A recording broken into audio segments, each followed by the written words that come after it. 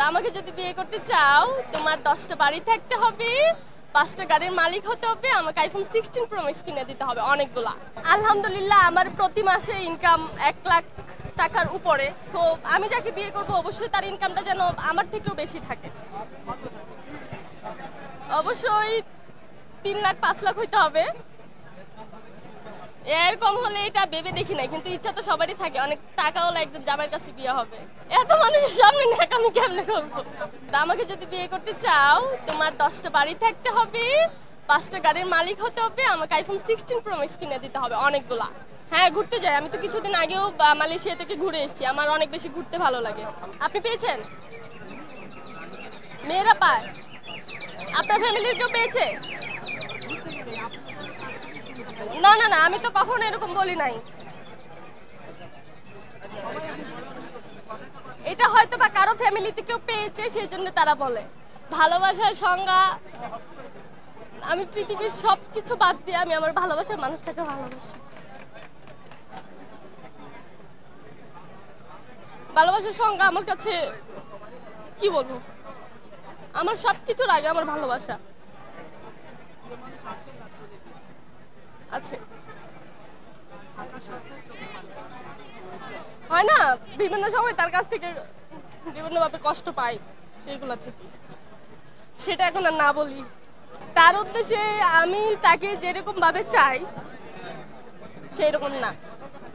এটা কি বলবো, এখন আমি আপনাকে এটা বললাম, আপনি যদি এটা না করেন আপনাকে তো কিছু করার নাই, এটা যার যার পার্সোনাল।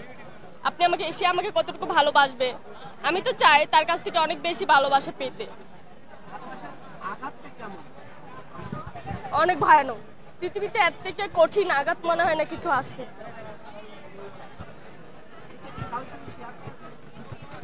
অবশ্যই আমি অনেক শেয়ার করেছি, আমার ফ্যামিলির কাছে তো আমি প্রায়ই শেয়ার করি। অনেকবার, এই যে এখনো কেঁদে দিলাম মিনিটের মধ্যেই। আমার কাছে পৃথিবীর সবকিছু থেকে আমার কাছে সর্বপ্রথম ভালোবাসা। আমি ভালোবাসতে ভালোবাসি, আমি আমার ভালোবাসার মানুষটাকে অসম্ভব ভালোবাসি, অনেক অগণিত। একটা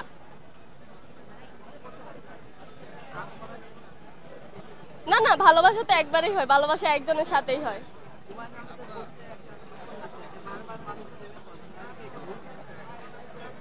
হয়তো বা সবাই বারবার পড়তে পারে, কিন্তু আমি একবারই প্রেমে পড়েছিলাম, আমি দ্বিতীয়বার আর প্রেমে পড়তে চাই না।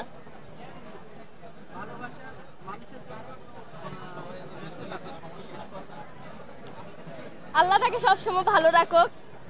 প্রতিটা পৃথিবীতে যত মানুষ যাকে ভালোবাসে সবাই যেন তার ভালোবাসার মানুষটাকে পেয়ে যায়, আমি শুধু এটাই বলবো।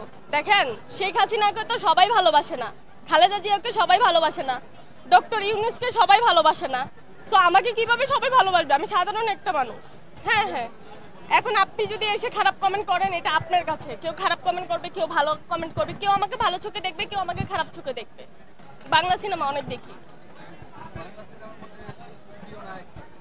অবশ্যই সাকিব খান। দেখেছি, অনেক ভালো, আশা করছি সিনেমাটাও ভালো হবে।